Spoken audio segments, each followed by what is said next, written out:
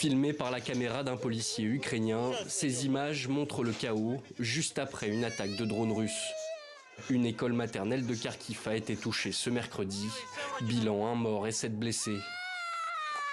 Des frappes comme celle-ci, l'Ukraine en subit quasi quotidiennement. Selon les autorités, des frappes de missiles russes menées dans la nuit de vendredi à samedi ont causé la mort d'au moins 3 personnes, dont un secouriste.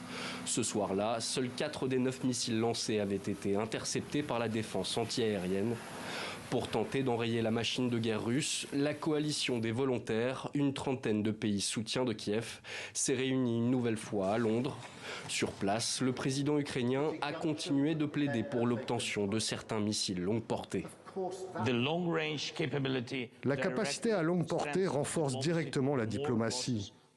Plus Poutine subit de pertes sur son propre territoire, moins il peut mener d'attaques sur le front et plus vite il acceptera une diplomatie significative.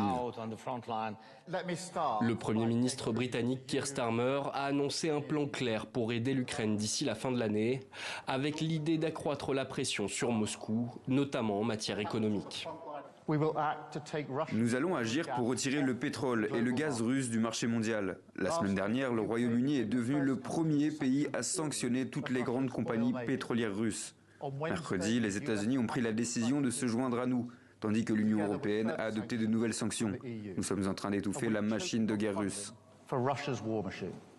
Sur le front, la Russie continue d'avancer et elle a annoncé vendredi avoir pris le contrôle de 10 localités au cours de la semaine. Moscou a également annoncé qu'un émissaire du Kremlin était aux États-Unis.